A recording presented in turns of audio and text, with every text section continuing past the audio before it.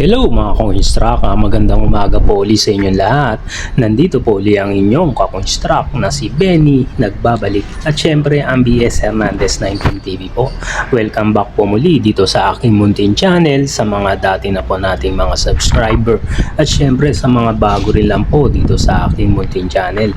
Maraming salamat po sa inyong pagsuporta palagi dito sa akin. Mag-iingat na lang po tayo kung ano man ang gagawin natin at kung saan man tayo pupunta. Nga pala, may bago po ulit tayong project na waterproofing. Ito nga po. Bale, dalawang unit po na bago ang ibinigay po sa atin na iwa-waterproofing nga po yung roof deck. Yung una nga po, nasa block 11 lot 4 ang location nga po nung unit na una nating waterproofing. Ito naman pong pangalawa, nasa block 1 lot 6 naman po. Ayan. Ayan nga po, ito ang loob ng unit. Hindi pa finish yung loob. Ang pinauna po, waterproofing muna bago sila mag-finish dito sa unit. Syempre mas maganda po na i-waterproofing muna bago magawa ng pang finishing nga po sa loob ng unit para hindi naman po masira yung mga gagawin na sa loob ng unit. Tulad ng mga painting, yan, kisame, yung mga ceiling. Hindi po maapektuhan kung tatagas yung slab nga po. Ito pala yung ibabaw ng roof deck. Medyo marumi pa siya, lilinisin na lang po muna natin. Ang gagawin po dito, lilinisin nga, tapos kung merong part na malalim, mag-initial tapping po tayo para magpantay po muna bago tayo magpahid ng ating pang waterproofing. Ganun po ang palaging procedure natin ginagawa bago po tayo magpahid ng ating pang waterproofing.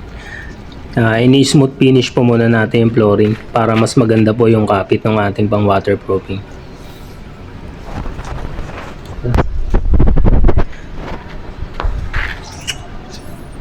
Ayos. Ayan, na-check na po natin yung ating bagong unit na gagawin.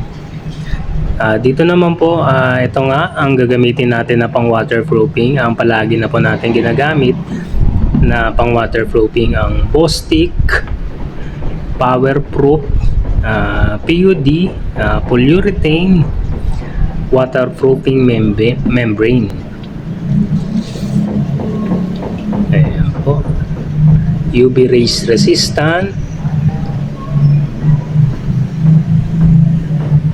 easy to apply at elastic po itong Bostik Powerproof PUD.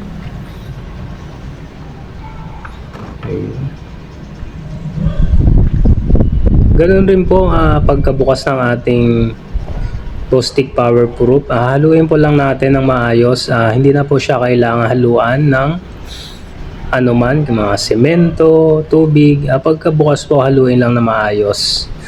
Pag na-mix na po siya, pwede na pong ipahid itong ating Bostik Powerproof PUD. Kung nakikita nyo nga po, ayan na, nagpapahid na ako.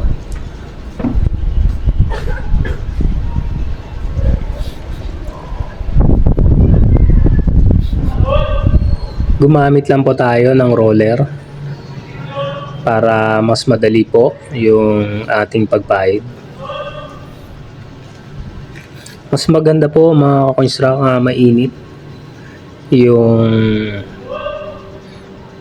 araw, maganda ang sikat pag nagpahid po tayo para mas mabilis pa matuyo.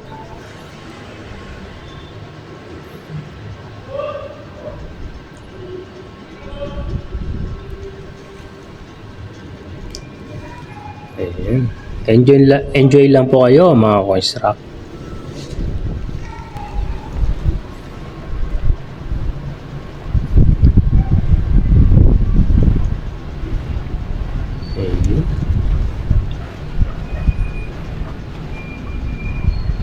Kailangan po Palaging malinis yung ating papahiran, walang mga alikabok, langis, buhangin, para maganda po yung kapit ng ating pang waterproofing. Siguraduhin lang po natin na matakpan yung flooring ng maayos.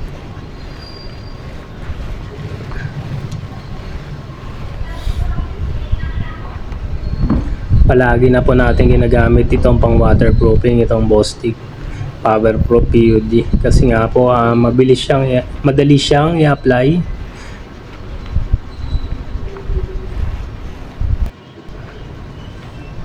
Hindi na po mahirap.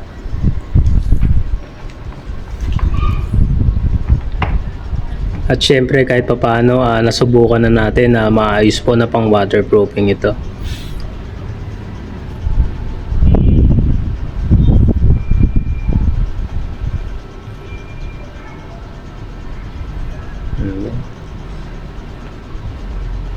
Two coats po okay na, pero kung may budget naman po tayo, bakit na hindi natin gawing 3 coats para mas maganda po, mas makapal.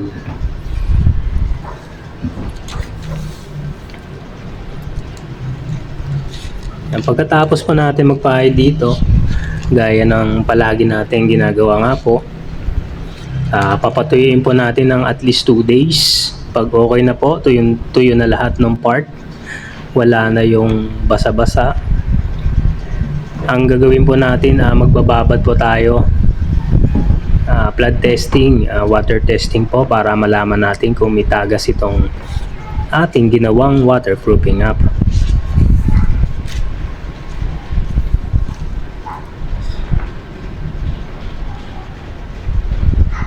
Ayan nga po.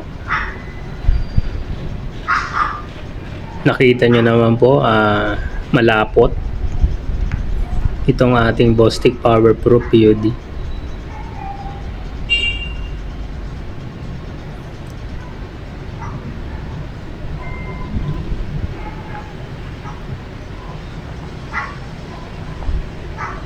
Ayun.